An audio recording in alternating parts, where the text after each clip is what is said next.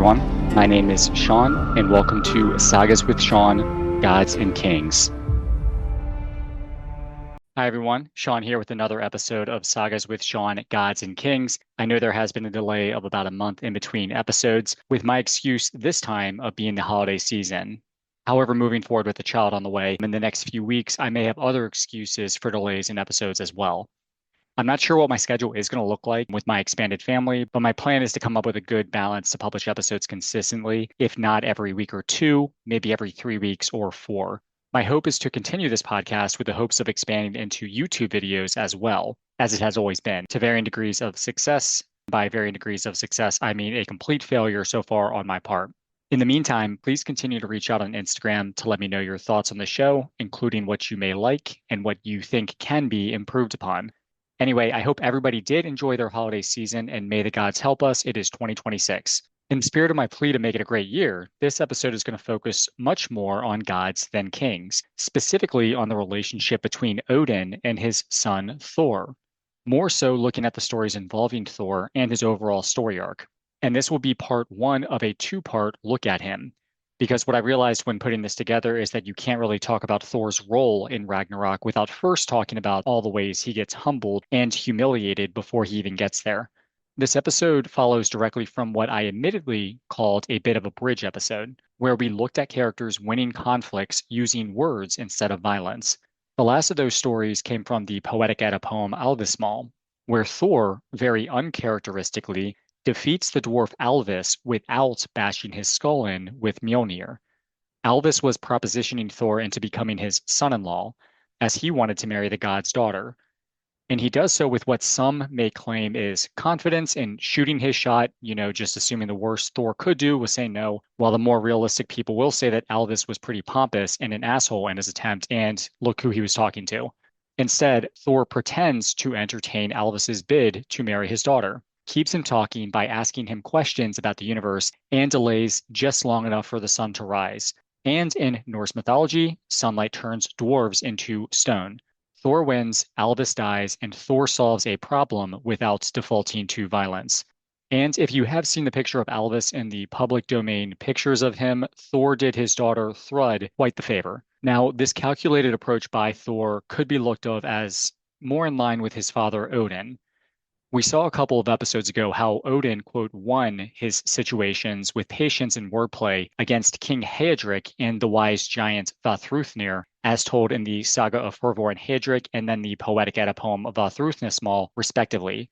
So in this episode, I'm going to talk through some stories that show Thor at his most primal self, quick to anger, eager to kill, and very good at being a weapon. But we'll also see some moments where he is delayed, humiliated, outplayed, or outright tricked, very often involving bodies of water, which Thor seems to have a weirdly consistent problem with for some reason. These are often still, quote, wins in a technical sense, but they're wins that highlight his own weaknesses and insecurities. We'll start with Odin and Thor in conversation, a moment where Thor is humbled not by strength, but by his father's words, as told in the Poetic Edda poem Harbardslaud. We'll end the episode with Thrymsvida, the story that shows us Thor disguised in drag, successful in reclaiming his hammer, but also deeply unsettled by the perception of him that comes with it. Then in part 2, we'll begin with the story of Utgarda Loki, where Thor is pushed even further and forced to confront the reality that even his greatest strengths have limits. He learns that power does not free him from many of these world's constraints, despite his godlike status. That tension mirrors what Odin already understands, that even gods are temporary, bound to perish, and must therefore focus not on dominance, but on legacy, influence, and what they leave behind in a world that will continue without them. Now, I want to make it clear that any of Thor's growth discussed on my part, or his and his father's motivations here, are entirely subject to one's interpretations, as in the texts themselves do not outright say, Odin wanted Thor to be more calculated in his approach to dealing with specific situations to avoid getting dwarf's blood on the rug in his hall. Or, Thor learned from his humbling experience and grew in his character. And then he knew what type of god he wanted to be. But instead, these are my own thoughts. in my attempt to proactively try to figure out what the story could be telling us from my 21st century American worldview. And in this world, our parents, or whoever raised us, along with our own setbacks, wins, and experiences, and what we do with our finite time on this planet, do shape who we are and who we become. So I just want to make that clear that others who read the Norse myths could respond to this episode with, that is not what is happening. What the fuck is this idiot talking about? Anyway, this episode is about Thor, the guy who is played by a hot Australian dude in the Marvel movies, with again his potential story being molded by his father Odin. We will discuss some of Thor's other, quote, wins by killing things, but also highlight some of his setbacks. The prologue of the Prose describes Thor as also being quite hot. It says, "So great was his beauty that when he was among other people, he stood out as elephant ivory does when inlaid with oak. His hair was more beautiful than gold, which is why they will choose Chris Hemsworth to portray him in the 21st century film." But this humanized version of Thor became a great king of Thracia, which would be around the modern day Balkans. So there's my connections to kings in this episode, keep it in line with the podcast name. Now on to the next chapter of the Prose Edda, Gylfaginning, to learn more about the gods. Note in the myths and the sagas themselves, it may be that Thor had red hair and not blonde hair. In some sagas, there are people who describe Thor as having red hair and a red beard. Anyway, onto Gylfaginning, the part of the Prose Edda that does discuss the gods themselves. Part 21 of Gylfaginning is conveniently called Thor. No reference of his looks is mentioned in this chapter, but the text does say that he is the strongest of the gods. He is known as Thor the Charioteer, and his chariot is pulled by two goats. And they were in the movie Thor, Love and Thunder, and their annoying screams in that movie represent all of our internal thoughts when thinking about how much they dropped the ball with using the talents of Christian Bale in that film, as in almost not at all. The text also mentions his hammer Mjolnir, his home called Thrudvangur, his belt, and his gloves. It also states that all of the giants know of his hammer Mjolnir because it has, quote, cracked many a skull among their fathers and kinsmen. So a nod there to Thor's potential strengths and bloodthirsty impulses. This part of Gylfaginning also mentions that Thor is Odin's first son. Moving forward in discussing Thor's stories, since we are partially discussing Odin and Thor's relationship, let's again start with the main story that highlights their dynamic, the Poetic Edda poem Harbard's Laud. In this poem, we find Thor on his journey home from the East. The East is where the giants come from, as confirmed by many other stories in the Norse myths. He comes to a fjord and needs to find a way across.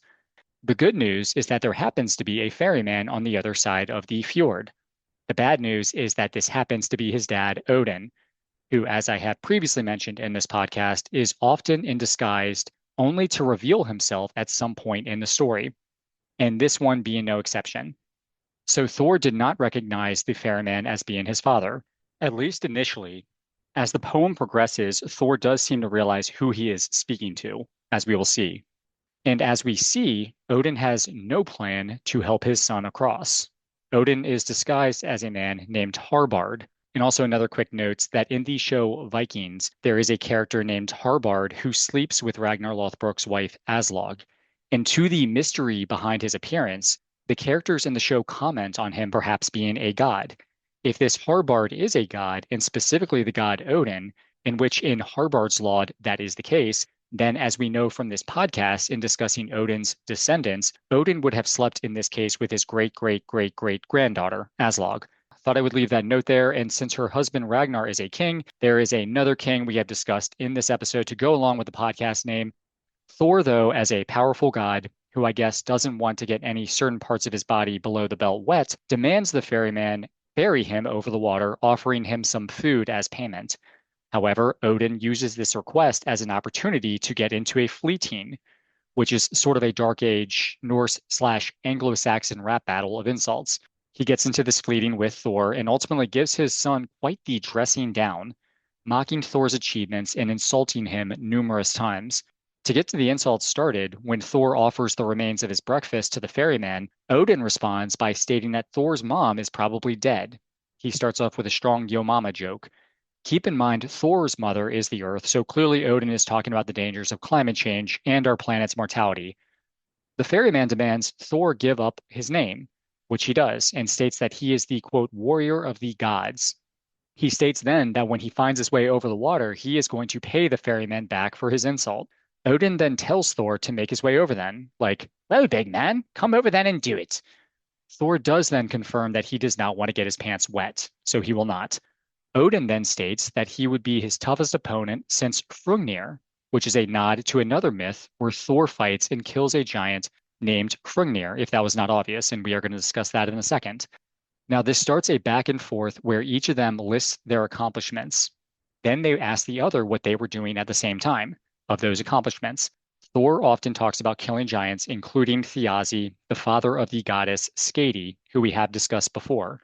If you remember, Skadi is the estranged wife of the Vanir god Njord and also Odin's lover. And together they produce Shamin, the legendary king tied to early Norway, which we covered back in episode 6. So Thor's resume here is pretty simple. I kill giants, I protect the gods, I am good at what I do. Odin's responses, as in what he was doing while Thor was doing that, take a much darker turn. Instead of talking about wisdom, sacrifice, or battle, Odin boasts about his sexual exploits with women. And I want to be very clear here, what he describes is not consensual. The poem itself frames these encounters as forceful and violent, and that is baked directly into the text. And what makes this exchange even more uncomfortable is that when Odin talks about needing help with these assaults, Thor says that he would have helped him if he had been there. So it seems that by this point, Thor most likely knew that he was speaking to Odin. So if you're looking for heroes or clean moral lessons here, you are in the wrong pantheon. Though I'm not sure any pantheon or deity really qualifies in the moral department, if I'm being honest, by my subjective opinion. It is worth noting, though, that these myths probably were not written to hand out moral guidance in the way that we might expect today. The gods behave like extreme forces of nature, creating and destroying life. They are often impulsive and often quite cruel and evil.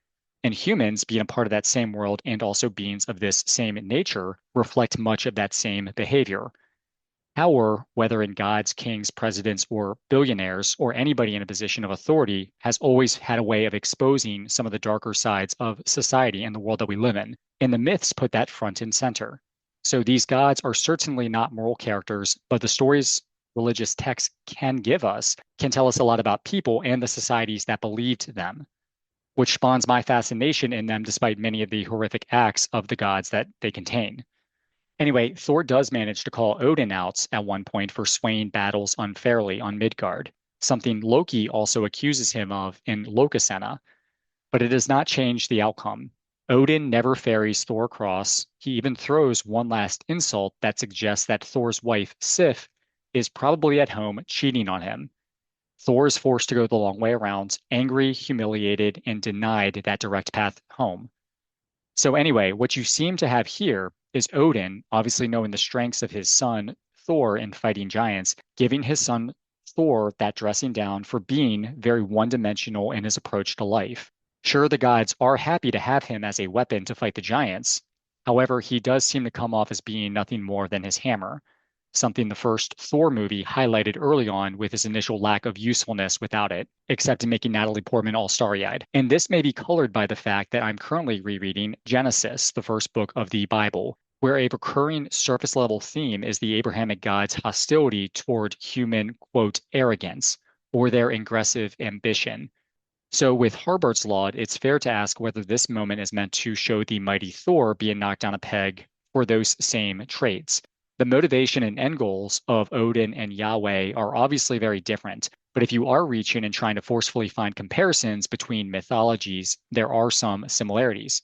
Odin may be undermining Thor either for his own amusement or in the hope that his son grows into something more than just a blunt instrument, while Yahweh reacts harshly when humans attempt to elevate themselves to a godlike status. Two different gods, two very different methods, but both stories are somewhat grappling with the dangers of arrogance or pride, even if in my subjective opinion, neither god's way of dealing with those traits or what they divulge about themselves when dealing with them is moral at all, as I mentioned earlier with beings of power. Moving forward, since the poem references Thor's earlier adventures, this clearly takes place after we've already seen him quick to anger and eager to kill, something he does undeniably well, which brings us to one of the giants Odin mentions by name, Hrungnir. The story of Hrungnir is found in Skadskaparmal from Snorri's Prose Edda.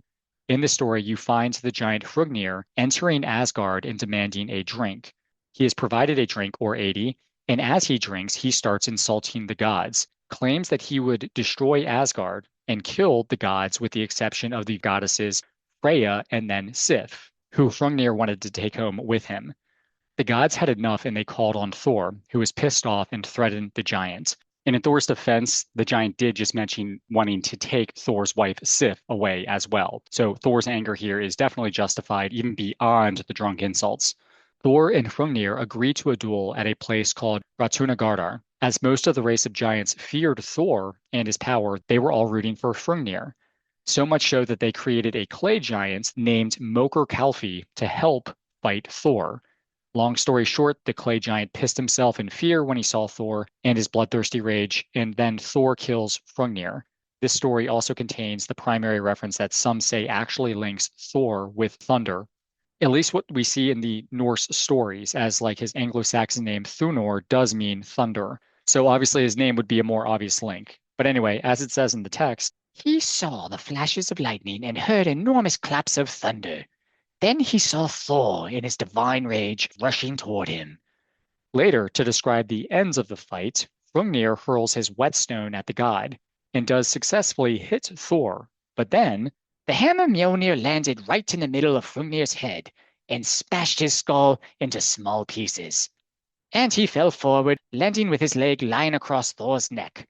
Thor's 3-year-old son Magni was the only one able to lift Hrungnir's leg off of his father's neck. Funny enough, which probably served as some embarrassment to Thor as well, or maybe teaching him a lesson and him realizing that if his son could lift the leg of this giant, that there is always going to be someone younger, maybe somebody stronger with more potential than you, no matter how powerful or great you are as a person. And you often see this with like athletes, players considered the GOATs in their respective sports. As they approach retirement, they always have a younger next greatest of all time to compete with, maybe making them reflect on who they are in that current status compared to who they were. So maybe Thor was in an awkward position with a leg on his neck, but how fitting to look at his son lifting up the leg when he could not. We may have arrogance or pride in our early 20s with our entire adult lives ahead of us, but I'm already seeing only at 38 that this competition or arrogance is being knocked down by who I used to be and not somebody else, which maybe Odin, looking at his actions in Harbard's Law, was sort of Odin being selfish and trying to hold that level above his son. So anyway, these situations with Odin and his son Thor, and then Thor and his son Maggie, could represent our own lives as we age. And again, something I do with both my podcasts, I always talk about mortality. This could be something that reminds us of that mortality, that uncomfortable feeling that we are going to get older. When Thor does realize that maybe he will not be the most powerful forever, what does he do as he approaches his death, which we are going to be discussing in part 2 of this little series on Thor and mythical parenting. But anyway, in these two stories, Thor learns something both as a son and as a parent from his father and his son. So going back to his father and why I wanted to bring up this story is that the reason that Hrungnir entered Asgard in the first place was because of Odin. Odin went to Hrungnir initially on his horse Sleipnir to gloat about how great his 8-legged horse was. By the way, how does that work? How does Sleipnir walk with 8 legs? I can't picture it, and it should be easy for me to do so, but it isn't. I can't picture it. Hrungnir takes Odin's boasting about his horse as a threat and states that his horse, Gulfaxi, was in fact the greatest horse. Odin said that he would wager anyone's head that his horse was better, and this sent Hrungnir into a murderous rage, prompting him to chase Odin unknowingly all the way into Asgard. And while he was there, Hrungnir does state that he was there under Odin's invitation. So maybe Odin wanted this to happen to test Thor in other ways, to see how he would react to the gods being insulted by a drunk being. Remember this for later, because there is another situation we're going to be discussing in part 2 where Thor has to deal with a drunk being throwing insults. Also, in this story, we do have the walls of Asgard, and we have Odin's horse Sleipnir, which means that this took place after another story where Thor kills a giant, because in this story, the walls of Asgard are created, and also this is when Sleipnir is born. In that story, found in part 42 of Gylfaginning, also from Snorri Sturluson's Prose Edda, after Odin and his brothers created Midgard, Asgard was not fully created. a smith arrives and offers to build a wall to protect Asgard, and he would do so in 3 seasons, asking for the hand of Freya in marriage. And he also asks for the sun and the moon because he just watched It's a Wonderful Life and he saw Jimmy Stewart asking Donna Reed if she wanted the moon, so he wanted the moon as well.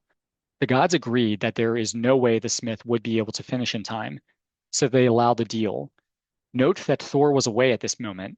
However, it seems that the smith made good on his progress, and most of the wall is built. He also had a horse named Svadilfari, who was able to pull the boulders at an astounding pace and showed great strength in helping the smith.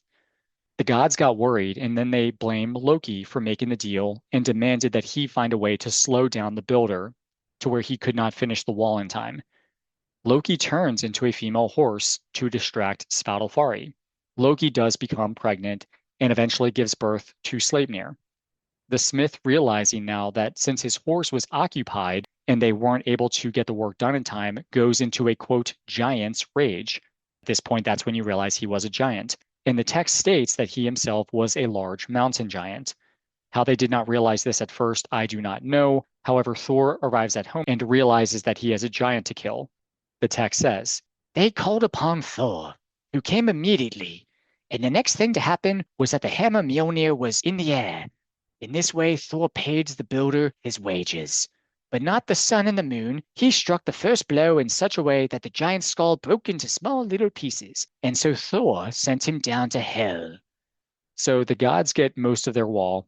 Freya does not have to marry a giant. The sun and the moon don't belong to the giants because, as we know, again, the moon belongs to George Bailey, and Odin gets his horse.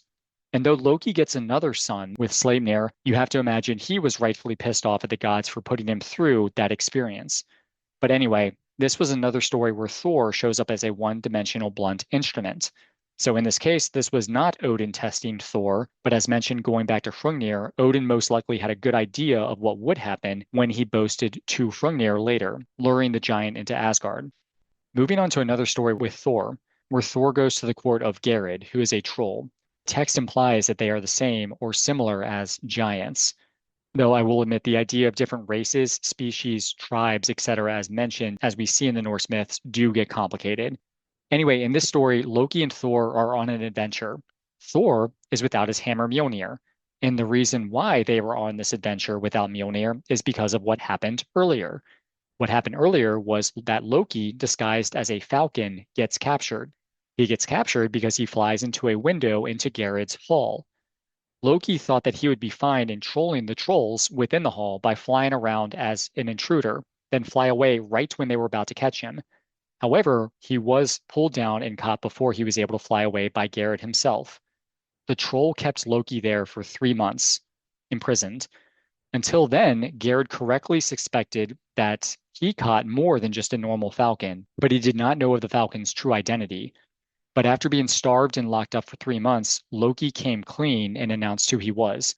Loki bargained with Gerid and stated that if he were to be let go, he would be able to lure Thor into Gerid's hall without his hammer Mjolnir, which Gerid, who knows of how dangerous Thor is to him as a troll/giant, agrees to these terms, and Loki is set loose. This is not uncharacteristic of Loki if you remember when he was caught by the previously mentioned giant Thiazi. He negotiated his way out of capture by promising he would deliver the goddess Idun and her apples of immortality to him. Anyway, Loki convinces Thor of making this journey without his hammer. The text does not say what Loki told Thor to make him agree to this journey without Mjolnir, but you have to assume it wasn't too hard for Loki to convince Thor to test his strength without his hammer and grow even more prestigious in the eyes of gods and giants, meaning Thor may have taken this quest as a challenge. Anyway, on the way there, Thor stays the night at a giantess's house. Her name was Grid, and she was the mother of Thor's half-brother, Vidar, who is also a son of Odin. So despite being a giantess, Thor trusted her, since he is kin with her son. She also told Thor of Gerid's true character and his deceptive nature, and so she gives him a belt of strength, iron gloves, and her staff, all containing magical properties, to help him on this journey. He continues on his journey and then once again has trouble passing a body of water. He puts on his belt of strength and uses Grid's staff to help him and Loki wade across the river. However, when he gets to the middle of the river, he notices that the water levels are rising. He looks upstream and sees a being named Gialp, who happens to be the daughter of Gerid. She is straddling the river and she is causing the water level to rise. So let's put two and two together and highlight that the water level is rising because Gialp may be peeing in it as she is straddling the river with both legs and clearly flirting with the mighty Thor as she thought that he was into that sort of thing. Thor responds by throwing a rock at her and not killing her, but causing her current straddling of the river to stop and the water levels to lower. He and Loki were able to cross, so now it's Thor 1, water 1. The pair make it to Garrett's court and enter. It states that Thor and his companions were sent to a goat shed as a place to stay. I just wanted to make a note here that it did use the word companions, implying that there were more than two of them, whereas up until now it just mentioned Thor and Loki. Thor sits down on a chair, and once again, the level of something starts to rise, this being the chair while Thor was sitting on it. The chair was being pushed up towards the roof by not only Gialp, but Garrett's other daughter, Gripe, as well. Thor used the staff to push against the roof of the shed, causing the chair to crash back down, breaking the sisters' backs. Again, I'm under the mindset that they were flirting with Thor, but were really bad at it. Long story short, after this, Thor goes to Garrett's hall and kills him as well. The troll throws burning metal pieces at him using tongs, but Thor uses the gloves given to him by Grid, catches them, and then throws them back at Garrett, killing him. So Thor, in this case, wins the situation again by killing things, but he does so without Mjolnir. And he eventually finds other ways to navigate these situations. In this case, two starry-eyed daughters who have a weird way of flirting with Thor. Then you have water, which he has shown previously can defeat him. And then using the help of others, Grid and her gifts to figure out how to kill this aggressive giant. So some growth showed on his end, mainly in understanding his limits and receiving help from others, especially a giantess who should be considered his enemy. And in doing so, him getting peed on shows that he had to go also through some humiliation to accomplish this quest. Maybe again, knocking him down a peg. Though he kept his head and he got through it and learned that sometimes you cannot do things on your own. Next, going to the story of Thiazi, since we have already mentioned it. If you remember, Thiazi does get Idun's apples of immortality because of Loki.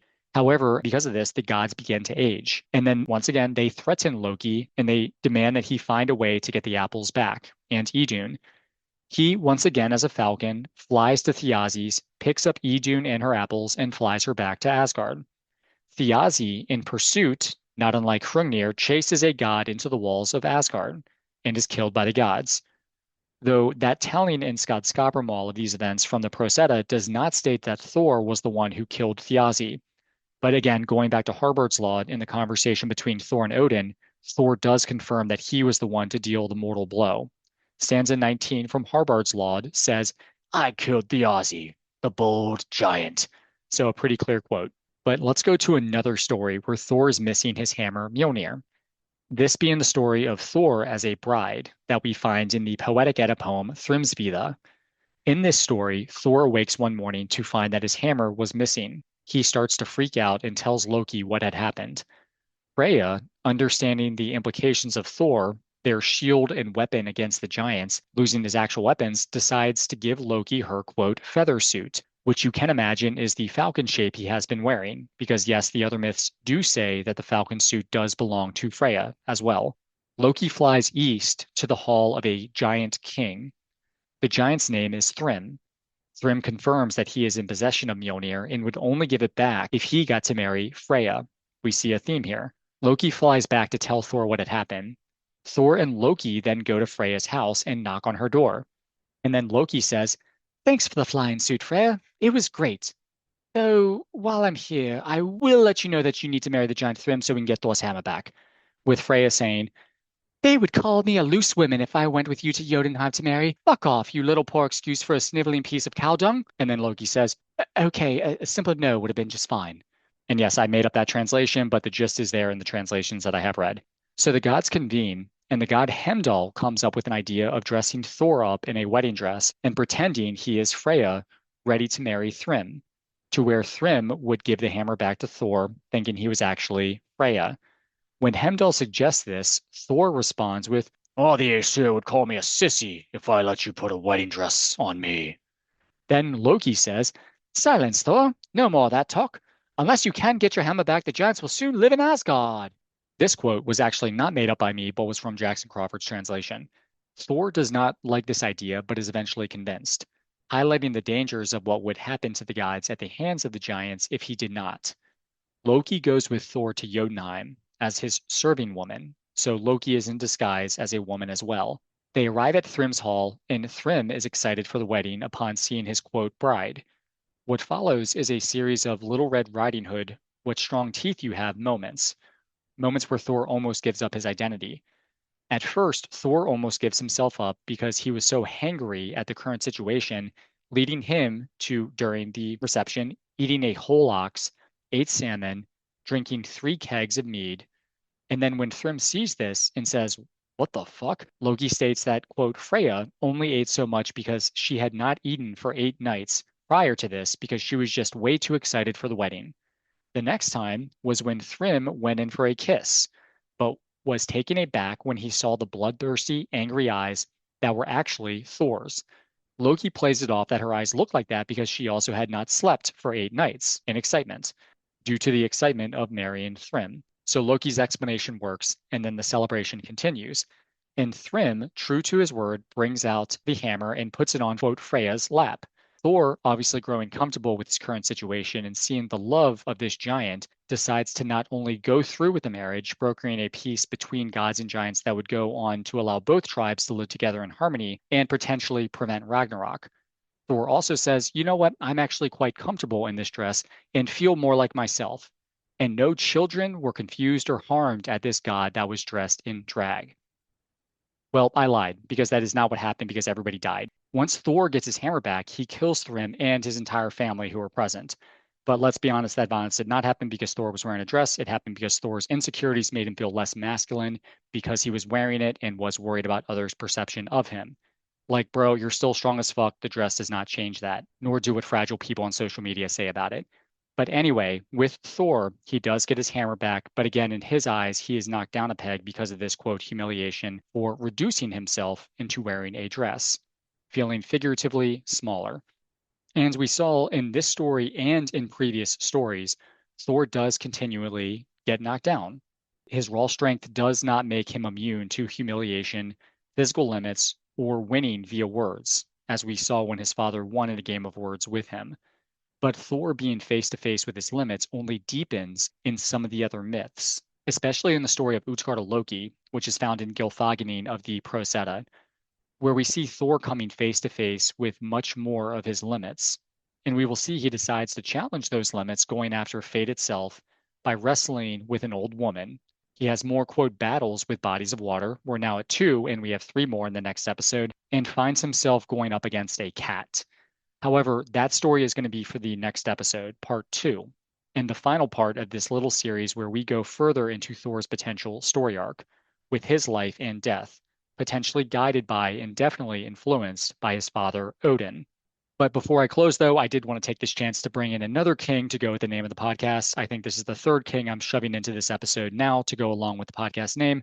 In doing so, I want to give another nod to my last episode where we again discussed some of the events of the Hobbit involving Gandalf, Bilbo, and 13 dwarves. One of those dwarves is a king named Thorin Oakenshield. Thorin is obviously similar to the name of Thor with just an IN at the end. We discussed how the skin changer and reluctant host named Bjorn knew of Thorin because of his royal family lineage. Thorin's father was Thrain, whose father was Thror. So Thor with an R between the H and the O. Now, in the prologue of the aforementioned Prose Edda, Snorri gives sort of a pseudo-historical version of events where the Aesir, and I mentioned this earlier, were actually humans who migrated from Turkey to Scandinavia, where they were incorrectly worshipped as gods. And in the prologue, Snorri actually mentions the human slash legendary version of Odin being Thor's descendant, not his father, with Odin being 18 generations below Thor if you were looking at a family tree. However, his name there was Tror, and Snorri specifies that this is the one that we know of as the god Thor. So in this example, subbing out the H with an R. So not entirely like Thror, grandfather of Thorin in The Hobbit, but very similar enough to where this honestly probably is the name that Tolkien drew inspiration from when coming up with Thorin. And as Thorin is a dwarf, a weird, irrelevant connection there, but I do wonder what Thor the god would think about it if he found out that a 20th century author used his name to create a dwarf for his fantasy universe. The same being that Thor tricked into turning stone in Alvasmal, and at his brother's funeral, which we'll see next episode, a being that Thor kicks into a fire, killing him as well. So Thor tricked and kicked a dwarf, killing both of them, showing some hostile aggression to our lovable little craftsman who clearly just wanted to be friends, right? Obvious speculation on my part and nothing more than a, hey, the names are similar. But Tolkien took many names, primarily for dwarves, directly from the poem Völuspá, which names many of them. So I think the influence here in naming is quite evident. Anyway, that is it for today, everybody. Have a happy 2026. Thank you for listening to Sagas with Sean, Gods and Kings. If you enjoyed the show, please follow me on Instagram, TikTok, or YouTube, and leave a 5-star review wherever you listen to your podcasts. Thank you, and have a great day.